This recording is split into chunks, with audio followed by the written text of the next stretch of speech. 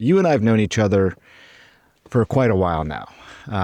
You're this very cool explorer guy in my book. You're this guy who's traveled the world. You're a world champion cyclist, but all these things sort of going on, you come across these places as part of your exploration where people are living these extraordinarily long lives. Do I have that basically right? I mean, how did this start for you? Out of college, when you were going to medical school and doing productive things, I set 3 records for biking across 5 continents, Alaska to Argentina, around the world, and across Africa.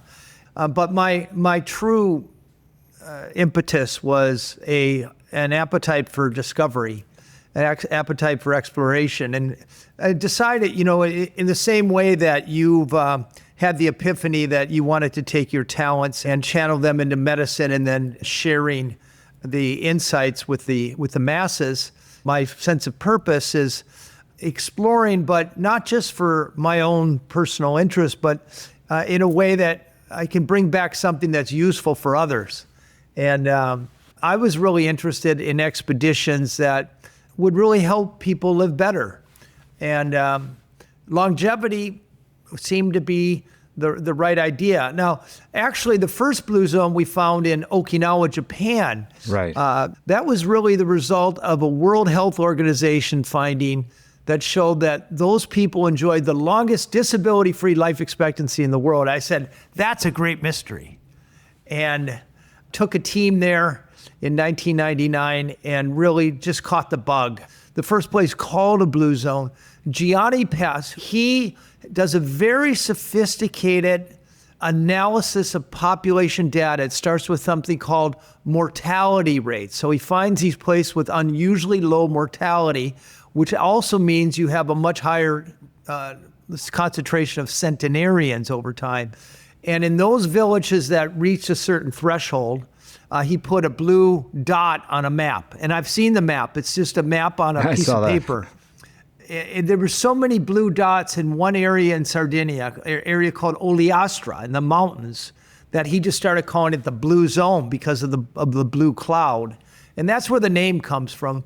But the idea actually originates a few years earlier with this idea, which came a National Geographic article, to find the areas around the world where people live the longest, statistically speaking, and then find their common denominators. It's such a fascinating story, and it's such a relevant story to everybody, because you're talking about places around the world where people live these extraordinarily long lives, and then trying to figure out what the insights are for the rest of us. This has never been a personal quest, and nor do I fashion myself a longevity guru.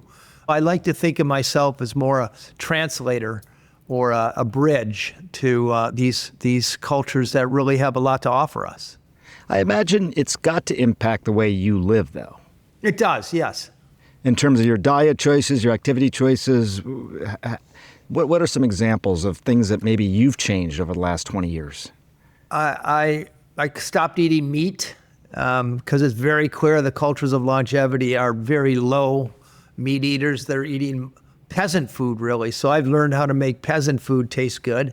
And that's my diet, usually whole food, plant-based. I understand the enormous power of knowing your sense of purpose, waking up every morning, not with the existential stress of, what do I do with my life? So I'm very clear about how I spend my days. It's ballast in times of uncertainty, and it makes decision-making very easy when you know that. We all know how stress shaves years off your life. I know the incredible power of having the right social circle around you. Yeah. If you hang out with people who smoke or drink too much or sit around and complain, that's all measurably contagious, as is, I'm sort of a pickleball fanatic and a bicycling fanatic. So I kind of hang out with those people. And the biggest thing, Sanjay, when it comes to longevity, and this is 20 years of work in finding and examining these places where people live long, boils down to one phrase. If you want to live longer, don't try to change your behavior, because you'll probably fail in the long run. Change your environment. So I very intentionally I live in the southern tip of South Beach, Florida, because I'm right on the bay. I'm right on the water. I swim almost every day. I live in a walkable neighborhood. I live in a place where I'm bumping into my neighbors all the time. So I have great social equity around me. And it's a food environment where it's easy to get healthy food. And so I mindlessly live a healthy lifestyle. It's not that, I'm not over there weighing my protein powder or counting how many reps I do down in the gym. I just go live my life. What I've always loved about your work is that you've gone to these places where people are living long lives. So it's not to say, hey, look, let's try this so you can live a long life. You've said, let's travel the globe, see where people are living long lives. What is accessible about their lifestyles for people back in the States or other parts of the world?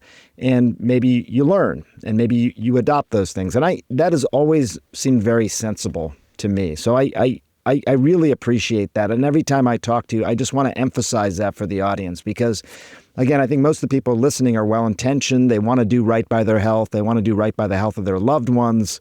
But, you got to beware and understanding that there are people around the globe who live these lives that you emulate. Dan Buettner's done the work. He's gone and seen what those lives are like, and we can all learn from it. I have. Yeah, and, I know the image is it's like Dan Buettner in a backpack going to these places. We actually spent 3 years with a team of demographers, 5 demographers who've written peer-reviewed articles to first parse through worldwide population data with, the signal is low mortality rate. And then we actually go there and look at birth records and death records over 150 years, and we confirm these places people are living the longest. The metric we use is not only concentration of centenarians, but also life expectancy at age 70. Seems to be the most interesting marker. And after 3 years of that, I never got on a plane until we found these 5 places first, and they were demographically confirmed. Then we started looking, what are the common denominators? And you know what, Sanjay, that these places, someone our age, which is 60, they enjoy about 10 extra years of life expectancy at age 60, not at birth. At birth, it's extraordinary as well. In some of these areas, about a 15-fold better chance of reaching age 100. These are real people with an average set of genes. They don't have any special genes. They're heterogeneous populations. And the way they achieve it are things that I can't make any money off of you. They grow their own food. They sit down to dinner with their family. They take naps. They have a spiritual life that they actually show up for. They walk places. They know their neighbors. They value their friendships. And these are things, if you look at the academic literature, you're going to see that every one of these things, there are studies done that show they yield higher life expectancy. But they're not popular. They're not quick fixes. They're not take a pill. Monetizable. So that I don't get nearly as much publicity pop like a Brian Johnson or a Peter Attia. But I've been around for 25 years, and I have kind of a slow, steady increase in population recognition. I speak at the same conference that all these biohackers are, and my audiences are just as big as theirs, and I think it counterbalances some of the more hyperbolic approaches to longevity. And eventually people come around. Yeah, I think truth and data and evidence and just your proof of concept, it prevails.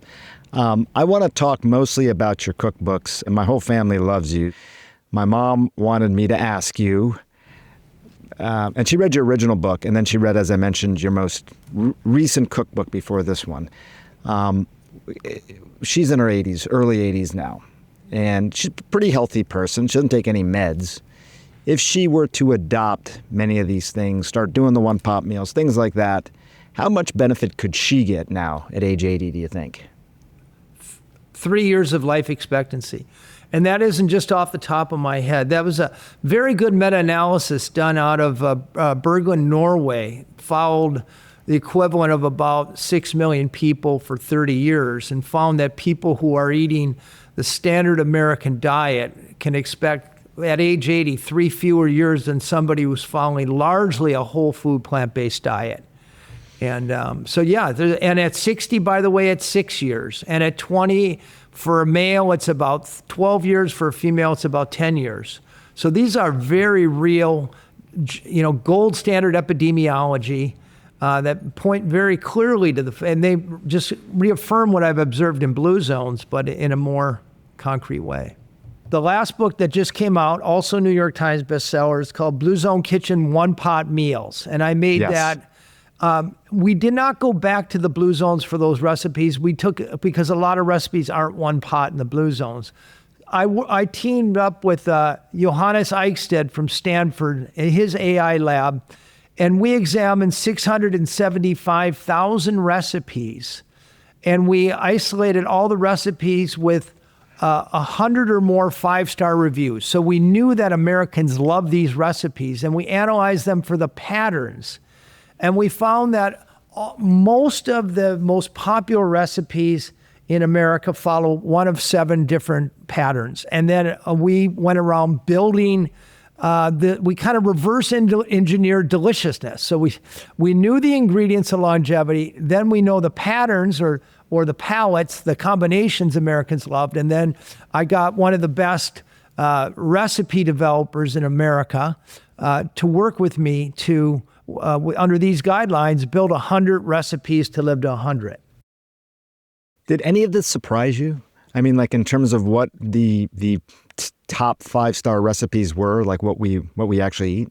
Well, here, I'll read them to you right now.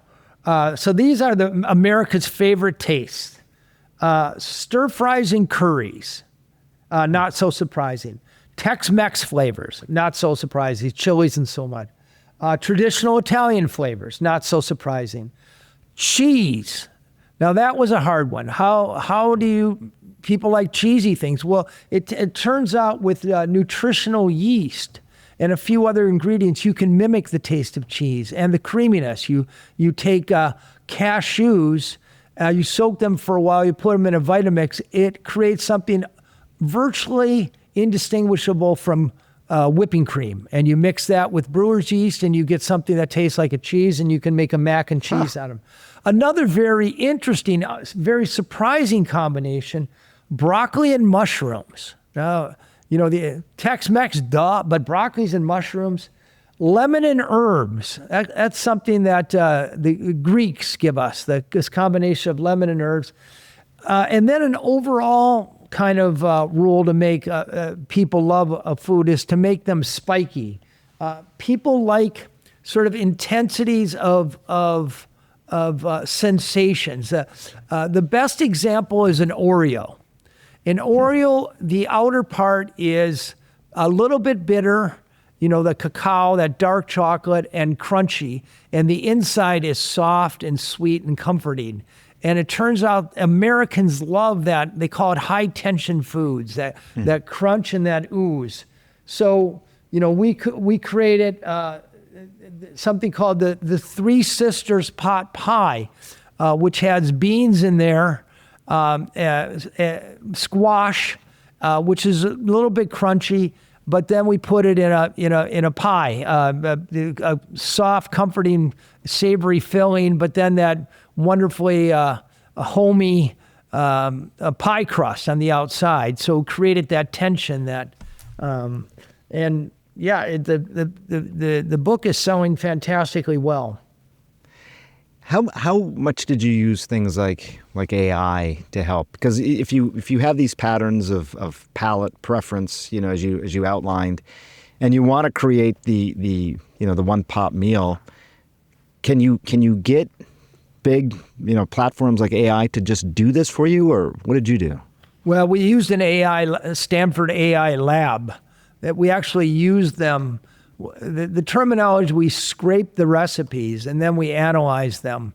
And the analysis was beyond, we had PhD AI researchers doing the analysis, and it was beyond my capacity to get my arms around it.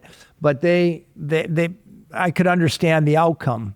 And then with the outcome, it just gave us the intel to know what kinds of recipes are likely to be very popular with Americans.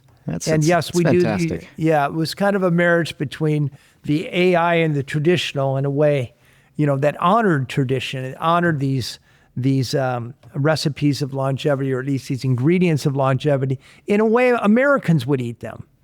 I hope everyone puts this book in their kitchen, because you obviously will have a quick guide to making a quick one-pot meal, but also there's a lot of learning in there about these ingredients in the book as well. You focused on one-pot meals. That's in the title in this latest book. Why that? I work with about 40 cities in America. We have these these Blue Zone project cities that the entire city takes on an effort to increase their health and longevity. And when you're trying to convince a city to eat this way, when you have the competition from fast food and ultra-processed food, one of the biggest objections you're going to get is, I don't have time. Number two, I can't afford it.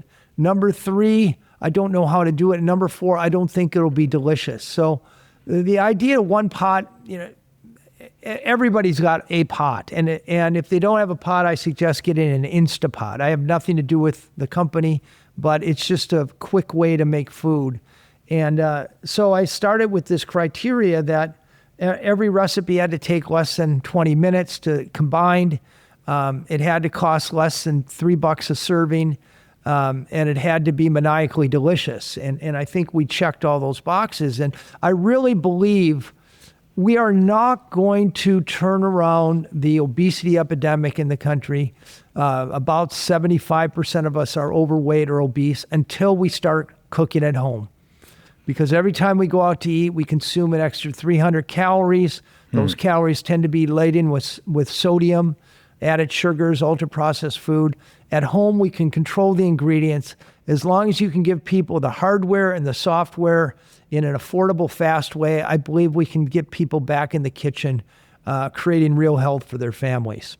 And I should point out, you've said this a couple times, but taste is a big part of this for you. I mean, in fact, I think you said taste is the number one longevity ingredient, right? If it's not tasty, people aren't going to eat it. That's right. Yeah, 2 or 3% of people are vegans and they care about animal cruelty. Maybe 15% of people really are kind of cognizant of the environment, the carbon footprint of what they eat. Maybe a quarter of people think about their health when they eat. But at the end of the day, when lunch rolls around, they want something delicious. And that's going to carry the day. And if the only thing there is a burger, they're going to eat the burger 9 out of 10 times. And so we're not going to... We're not going to beat these ultra-processed foods until we create whole food alternatives. And I'll just offer a data point, which is also a plug. We created these Blue Zone Kitchen frozen meals, 100% whole food, plant-based, formulated for longevity, maniacally delicious, about 2 years ago. And they're now the number one best-selling plant-based frozen food in America. And the top selling frozen food in many categories. And if you make it delicious, people will come. I don't think they care that much if the healthy food tastes good. They just care that it tastes good. Right. By the way, congratulations on that. I mean, all these books that you've written, these products that are making people healthier, good. And again, I hope people who are listening to the podcast understand where this is all coming from, the inspiration, the backstory here. Plant-based versus meat. Now, in some of these Blue Zones, people do eat some meat. The book is entirely plant-based. Tell me about that thinking.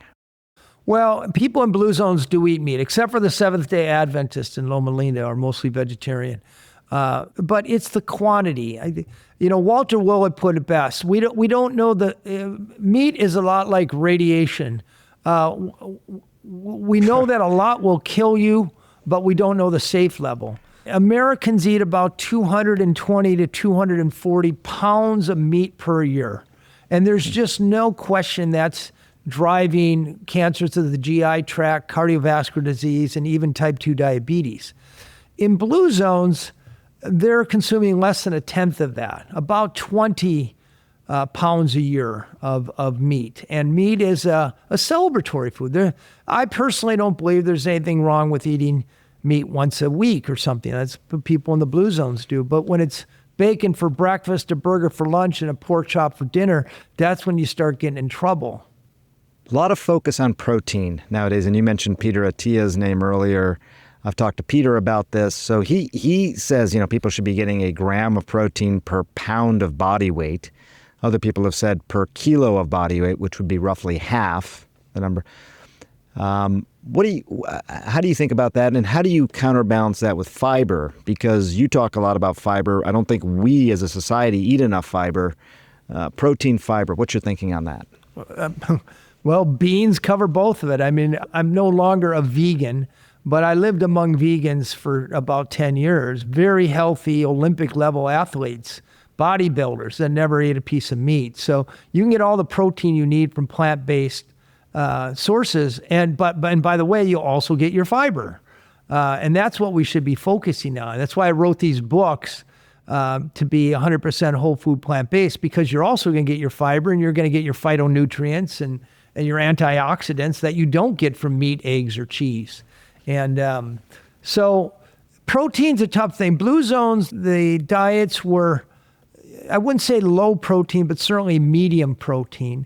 I know what Peter Attia says, and Peter Attia is a doctor, and doctors get about 12 hours of nutritional training in their entire, you're a doctor, you didn't spend a lot of time on nutrition when you were getting your in medical school. But if you look at the CDC website, they'll tell you that the average American gets about twice as much protein as they need right now. Now, that's not as true for older people whose digestive tracts aren't as good as absorbing protein. But for most of us, we're getting plenty of protein. Most of us, the problem is overnutrition, not undernutrition. Yeah, I did not realize that, actually, from the CDC's website, that most Americans are getting twice as much protein. And as part of that, are they also not getting enough fiber? 90% of Americans don't get enough fiber. And I'd argue fiber is the most important nutrient because it fuels our microbiome. And many of the vitamins that we try to take through pill form, and we don't even know if they ever reach the cellular level, many of the vitamins are actually metabolized in our gut when you feed our gut the right inputs, which is fiber.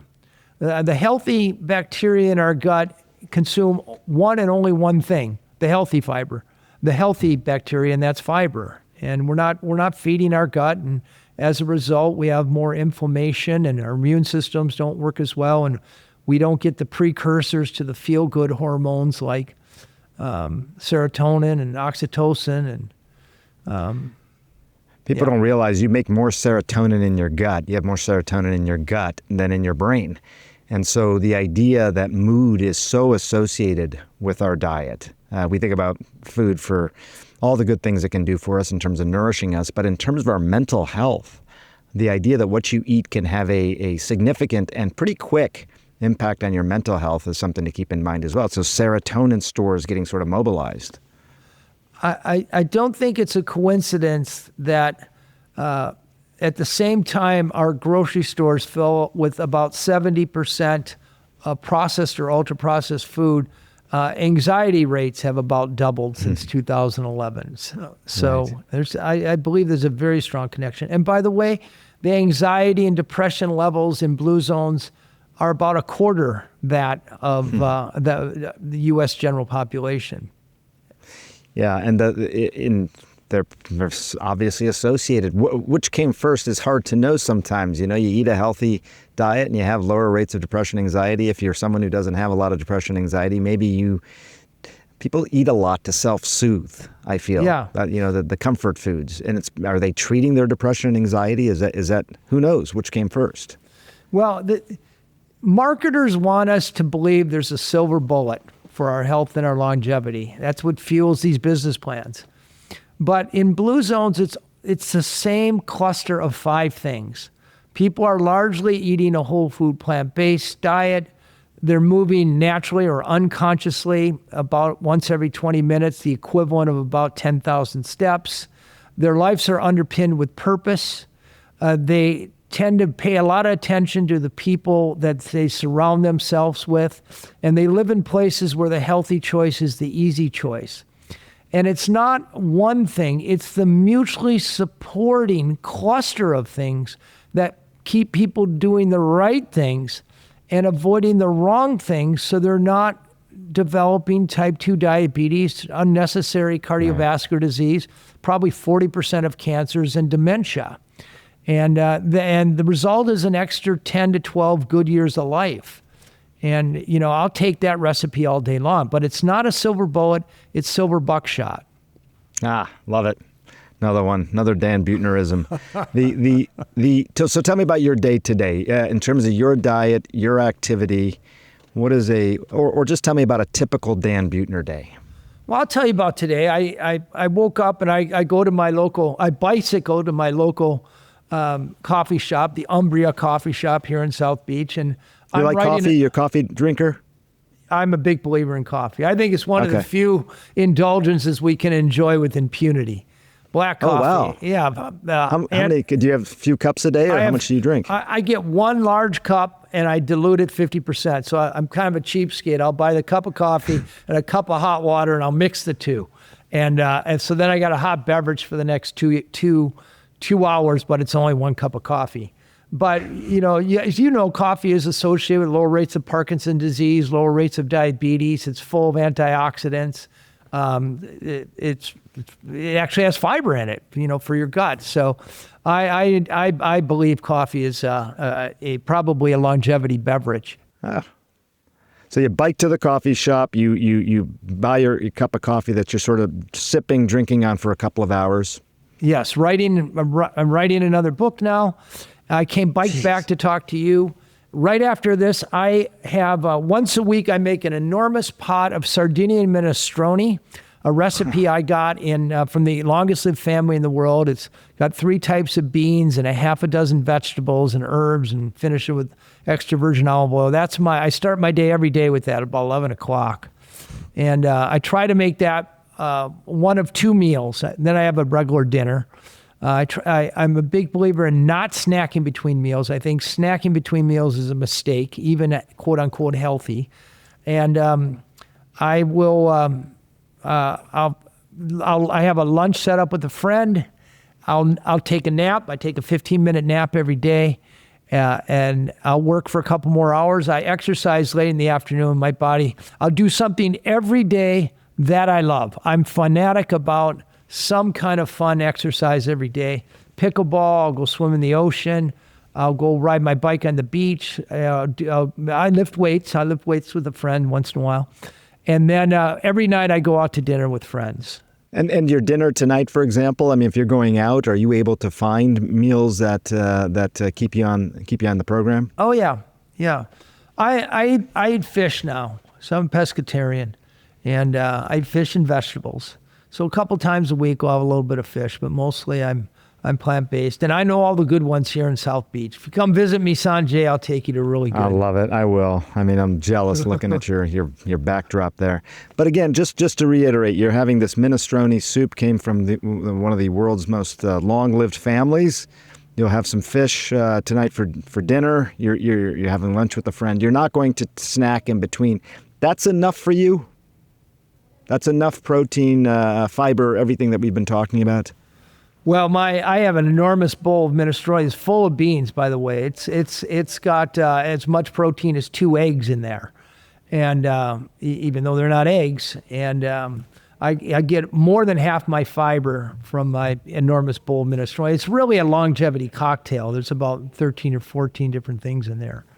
And yeah, I'll eat a big, medium-sized dinner. But by the way, I put avocado on top of that. I'll put almost a whole avocado on top of it, so that's got good fats. I'm satiated for the rest of the day. I'm ready to go. What is your new book about that you're working on? So they're new blue zones. So the old blue zones are being overtaken by the standard American diet and cars and networked electronics. Meanwhile, there's new places where longevity is emerging, and mostly they're manufactured, Blue Zone. There's places where really enlightened leadership has created populations where people are enjoying 12 good years longer than we are enjoying in America. And in the same strategy I used with the original Blue Zone, we found the data to identify these pinnacles of health span. And then I first did a complete literature review to understand what's going on in these places, and then traveled there, talked to the top experts, found good people who represent these cultures of healthy longevity. And the book is about the common denominators of places where people are living the longest lives without disease and without major disability. And I think it's going to be... When we spoke, I think last year, you were talking about Singapore. Is that one of those places? Singapore is one of them, yes. It's not the one I'm profiling in this book, but I did a Netflix series called Live to 100, which won 3 Emmy Awards. I only say that because people are more likely to watch it. But Live to 100, Secrets of the Blue Zones, they needed a new Blue Zone, and I knew Singapore very well. That's one of these places where people are living about 10 years longer, 10 more good years longer than Americans. And I named it a new Blue Zone and deconstructed it a little bit for people to help them understand what sorts of things really drive longevity. And it's not what we think.